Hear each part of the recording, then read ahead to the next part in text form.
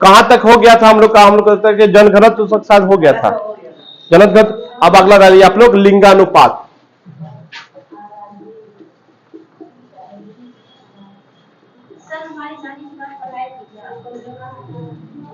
अब डालिए आप लोग लिंगानुपात।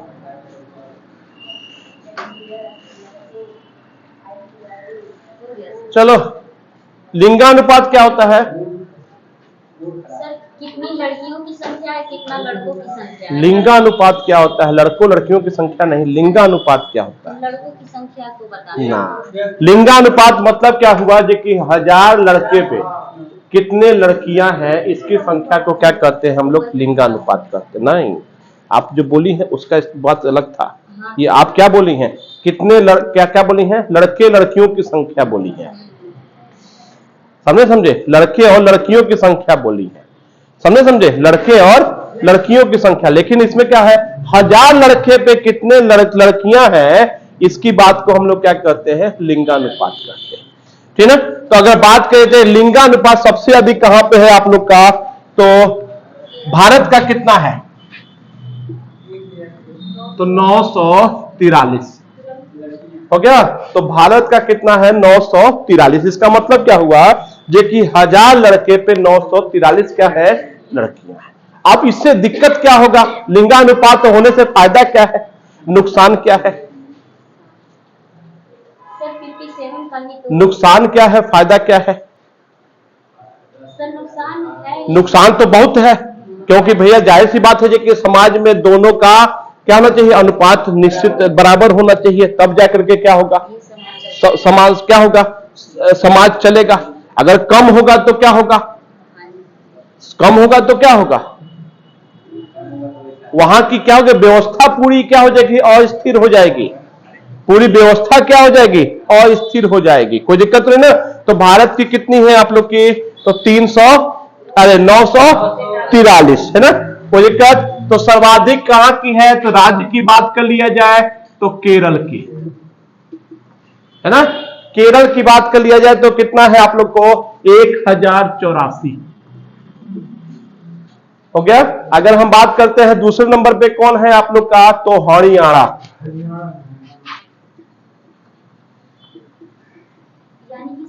वहाँ सबसे ज्यादा कमी लड़कियों का नहीं, लड़कियों के मुकाबले लड़कों के मुकाबले लड़कियां ज्यादा है। वहां लड़की की संख्या कम है। लेकिन हो गया। हाँ, तो बोल तो रहा है 879। ये सबसे कम की बात हो रही है, न्यूनतम की बात हो रही है। हम अधिकतम की बात केरल की बात किए हैं और न्यूनतम की बात कर लिए तो क्या पे? तो हरियाणा की बात किए थे। बहुत इंपॉर्टेंट क्वेश्चन है, बहुत बार पूछा गया है।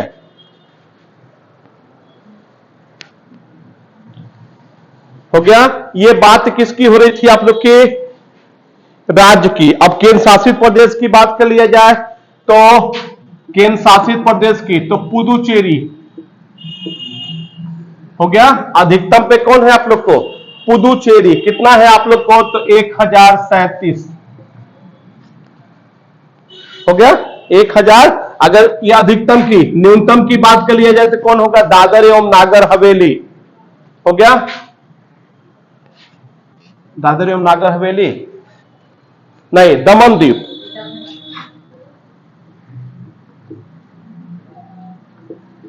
दमन द्वीप की बात के लिए जो कितना है आप लोग को? तो 618।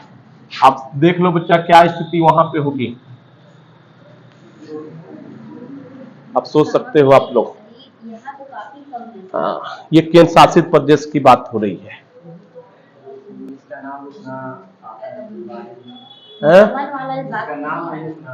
किसका? केंद्र शासित प्रदेश है ना, ठीक ना।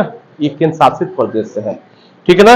अब केरल की बात की जाए तो क्या है? 1000 अधिकतम। न्यूनतम की बात की तो हरियाणा कितना है आप लोग को? 879। जबकि केंद्र शासित प्रदेश में अधिकतम की बात कर लीजिए तो पुदुचेरी कितना है आप लोग को? 1037। और सबसे कम की बात के लिए तो दमन द्वीप। ये बात किसकी हो गई? हमारे लिंगानुपात की। किसकी बात हो गई आप लोग के? लिंगानुपात की।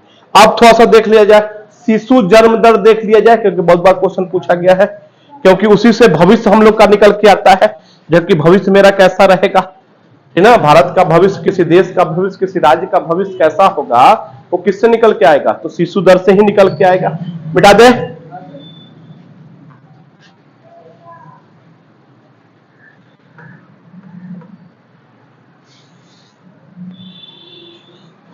जल्दी करो। हो गया। तो 0 से कहां तक, 6 वर्ष। 0 से कितना, 6 वर्ष। तो अधिकतम की बात कर लिए तो अरुणाचल प्रदेश 672, नहीं 600 नहीं, 972। और न्यूनतम की बात कर लिया जाए तो आ जाएगा आप लोग का हरियाणा,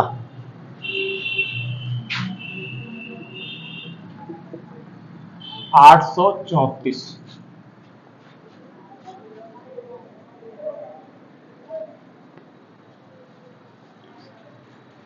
मतलब क्या समझ में आ रहा है, अभी हरियाणा के भविष्य भी अंधकार में ही है लिंगानुपात में।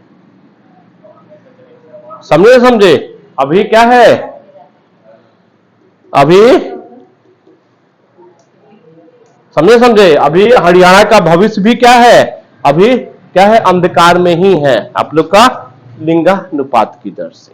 ये तो बात किसकी हो रही थी आप लोग की, तो राज्यों की अथवा केंद्र शासित प्रदेश की बात कर लिया जाए तो अंडमान, और न्यूनतम कौन है आप लोग का, तो दिल्ली। हो गया। अंडमान की बात कर लिया जाए तो 968, और दिल्ली की बात कर लिया जाए तो 871। जल्दी करिए जल्दी करिए। सर यूपी का आंकड़ा देंगे। यूपी का आंकड़ा, वैसे ये भारत खत्म कर दे, फिर यूपी का आंकड़ा हमको तक कल दे देंगे।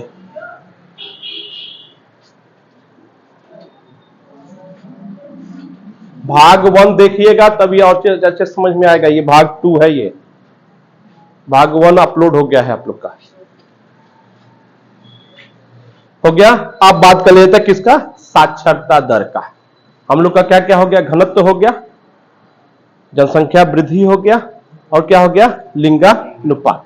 अगला हैंड डाल लीजिए आप लोग, साक्षरता दर।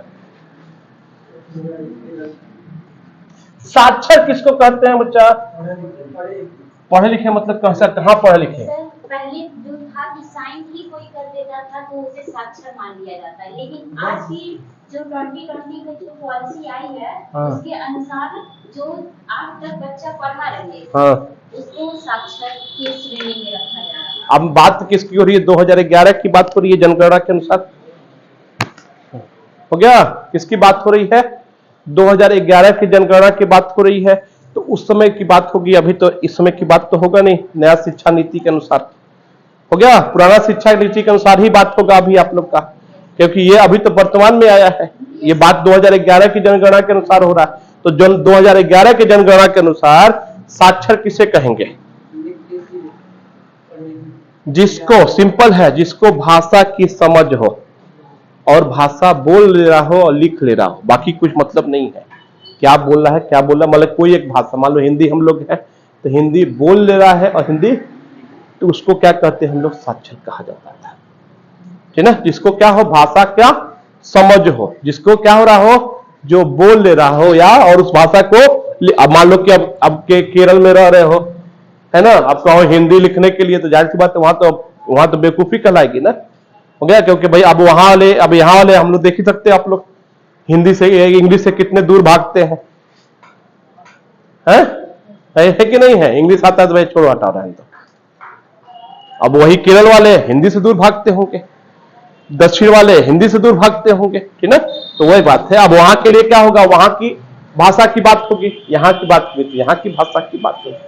तो साक्षर की बात कर लिया जाए, ठीक ना। तो भारत की साक्षरता दर, जाने दीजिए किसका है,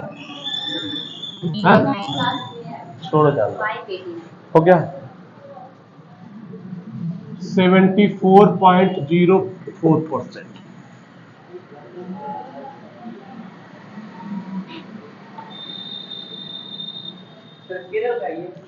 हम भारत की बात अभी करेंगे, बाद में तो केरल की बात करेंगे।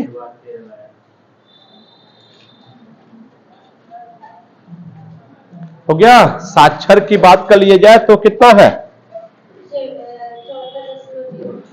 4%। इसमें आप लोग के पुरुष और महिला की भी बात कर लिया जाए, कितने परसेंट पुरुष साक्षर है तो कितने परसेंट महिला साक्षर है, तो 82.16% पुरुष साक्षर है।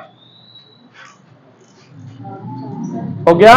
और 65.46% महिला साक्षर है। सर लेकिन अब का जो आंकड़ा आएगा देखिएगा सर, लड़कियों का ज्यादा साक्षरता है। चलिए बधाई हो, पढ़ना नहीं चाहते। बधाई हो, बधाई हो, बधाई हो।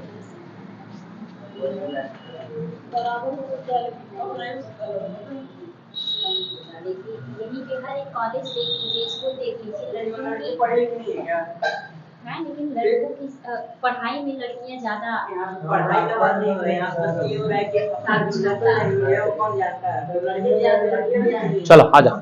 अगर हम साक्षरता की बात कर ले, भारत की साक्षरता की बात कर ले तो कितना है 74.04%। अभी भी देख लो 26% लोग क्या है अनपढ़ है। वो कौन लोग होंगे, जो बुजुर्ग हो गए होंगे पहले के समय में। फिर क्या होगा, अब इसमें 82.16% कौन है पुरुष है, जबकि महिलाएं क्या है 65.06। अब बात कर लिया जाए थोड़ा सा राज्य की बात कर लिया जाए, फिर केंद्र शासित प्रदेश की बात कर लिया जाएगा, ठीक ना। अगर राज्य की बात करते हैं तो केरल कई साल से नंबर 1 पे है, कितना परसेंट है तो 94%। आज का आंकड़ा 99% हो गया है केरल की बात करी जाए। हाँ, और सबसे कम साक्षर कौन है तो हमारा पड़ोसी हो गया। हमारा पड़ोसी कौन है बिहार, कितना है 61.8%। हाँ बहुत बढ़िया हो गया। लक्षद्वीप की बात की, ये तो राज्य की बात होगी ना। अब केंद्र शासित प्रदेश की बात कर ली जाए तो लक्षद्वीप हो गया 91.4%।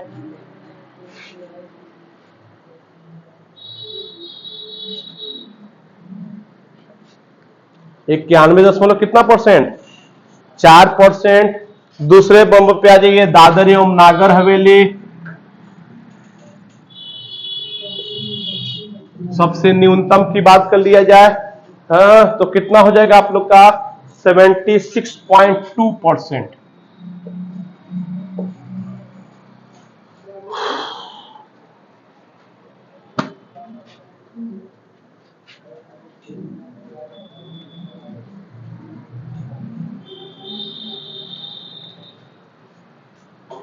हो गया।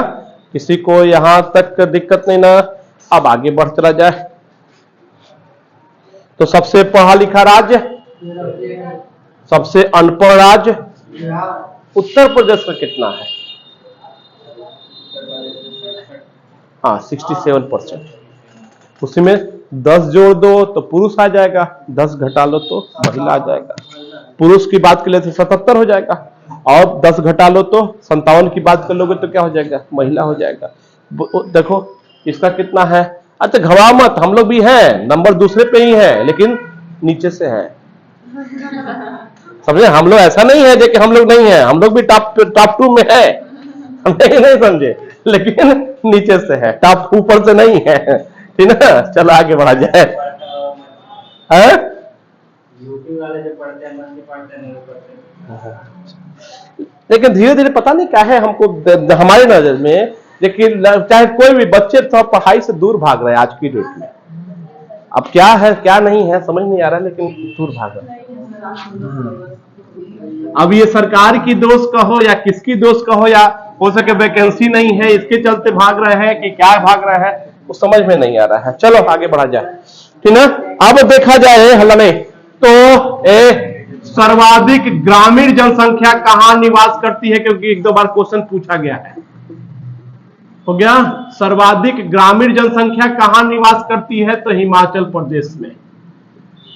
हो गया, लगभग 90%।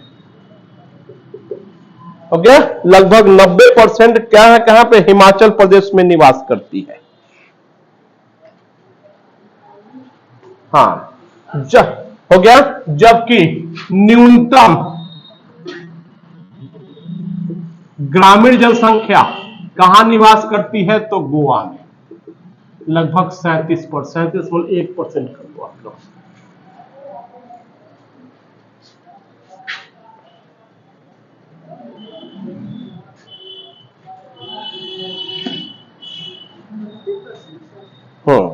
मतलब कि शहर में केवल 10% लोग निवास करते हैं।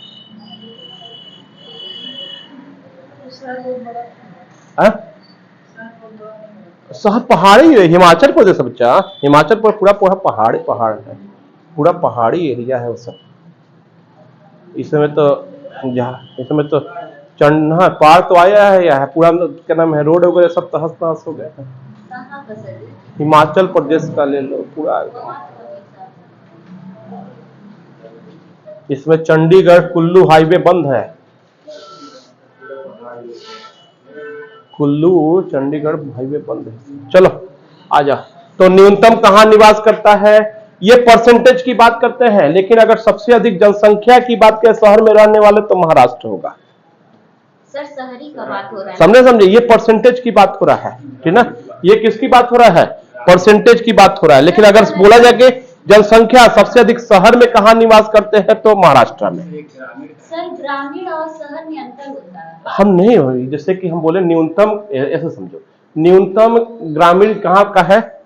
गोवा। जाहिर सी बात है, इसका उल्टा कर दो आप लोग, तो 63% कहां निवास करते होंगे? शहर में। तो अगर 63% तो शहर में निवास करते हैं, लेकिन परसेंटेज में। लेकिन अगर जनसंख्या की बात करें हम, तो संख्या की बात करेंगे तो क्या हो जाएगा आप लोग को? महाराष्ट्र हो जाएगा। अगर संख्या की बात करें तो हम उसकी बात कर रहे हैं, समझे। अगर संख्या की बात करते हैं तो सबसे अधिक कहां निवास करते हैं? तो क्या नाम है, कहां पे? महाराष्ट्र में। अब बात करें थोड़ा सा अटपटा सा पढ़ाएंगे, लेकिन कभी कभी पूछा गया क्वेश्चन है। हो गया। सबसे अधिक यस्सी कहां निवास करते हैं? तो पंजाब में, है ना। सबसे अधिक यस्सी कहां निवास करते हैं? पंजाब में। नागालैंड, ये लिख लीजिएगा, पूछा गया क्वेश्चन है। हाँ सर, नागालैंड, अरुणाचल प्रदेश।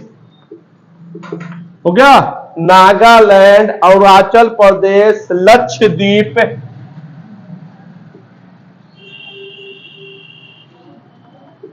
हो गया, नागालैंड, अरुणाचल प्रदेश, लक्षद्वीप, अंडमान निकोबार में एक भी यस्सी नहीं पाए जाते हैं।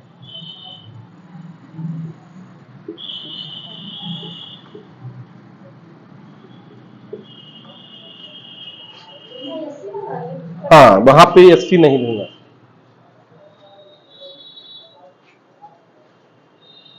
ये पूछा गया क्वेश्चन है जी, सबसे अधिक यस्सी कहां निवास करते हैं? तो कहां पे? पंजाब में। जबकि कहां कहां? नागालैंड, अरुणाचल प्रदेश, लक्षद्वीप, अंडमान, यहां पे यस्सी निवास नहीं करते।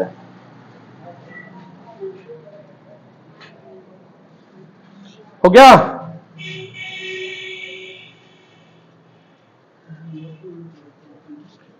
अगर हम एसटी की बात करते हैं, तो सबसे अधिक एसटी मध्य प्रदेश में निवास करते हैं।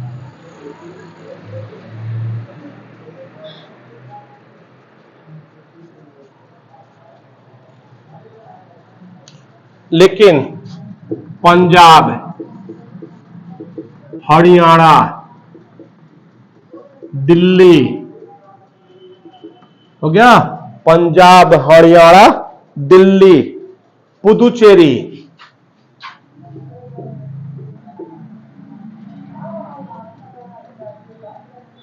हो गया, में एसटी निवास नहीं करते।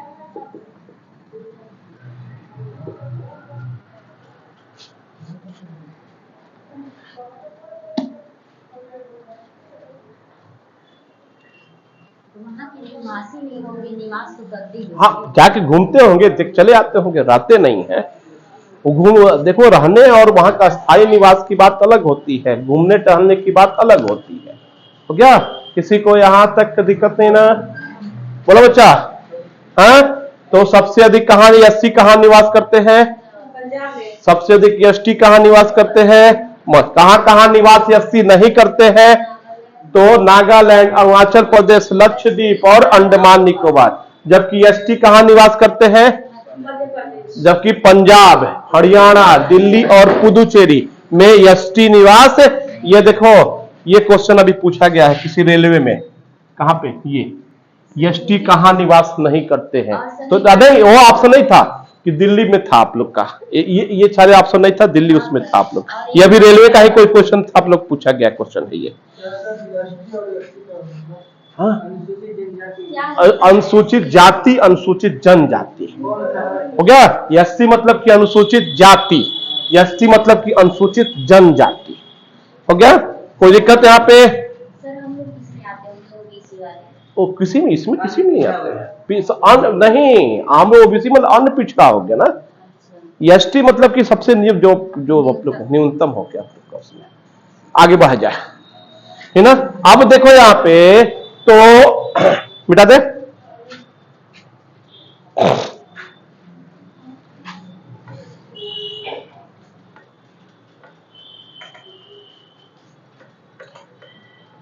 कब आए बच्चा? कल? अभी रहना ना? हाँ, अभी रहना ना? चलो, तो अब क्या हुआ है, 2021 के लिए जनगणना क्या हो चुका है? शुरू हो चुका है, हो रहा है ना? कौन सा जनगणना होगा ये? तो 16वां होगा। हो गया? कौन होगा? 16वां होगा। 2011 के लिए जनगणना आयुक्त किसे बनाया गया होगा? किसे बनाया गया था?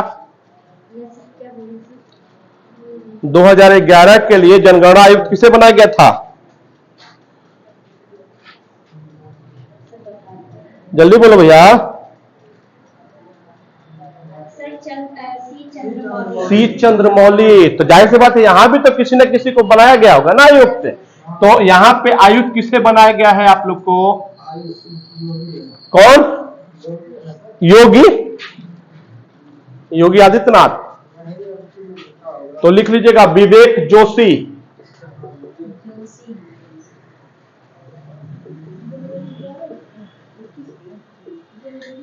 हो गया? आंकड़ा कब तक आएगा सर? अब देखो कब तक सरकार देती है। मुझे तो लगता है 10 साल ऐसे ही बीत जाएगा। हो सकता है, बेहतर हो सकता है अगला जनगणना शुरू हो जाए, अगला जनगणना शुरू हो जाए। हो गया? आदर्श वाक्य क्या है?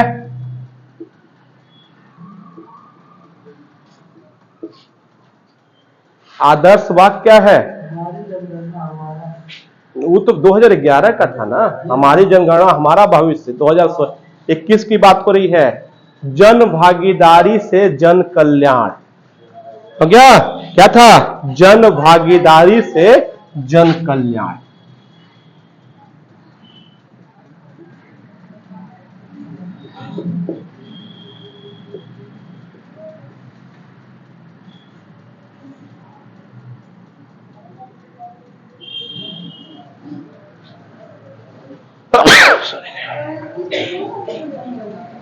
हाँ? 2021 में शुरू हो चुका है। इसका आदर्श वाक्य क्या है? जन भागीदारी से जन कल्याण। 2011 के लिए क्या था? हमारी जनगणना हमारा भविष्य। इसका क्या है?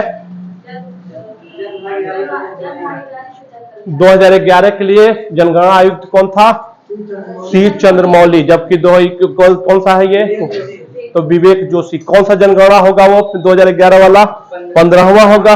ये कौन सा हो रहा है आप लोग को? 16वां होगा। कोई दिक्कत नहीं ना? 16वां मतलब कब से? जब से शुरू हुआ है 1881 से। 1881 से ये कौन सा होगा? 16वां होगा। ठीक ना? कोई दिक्कत नहीं ना? स्वतंत्र भारत की पहली जनगणना कब हुआ? 1951 में। कोई दिक्कत नहीं किसी को? बोलो बच्चा। तो ये आप लोग का भारत की जनगणना क्या होगी? आप लोग की खत्म हो चुकी है। अब कल शुरू करेंगे आप लोग किसका? किसका? मोदी का। उत्तर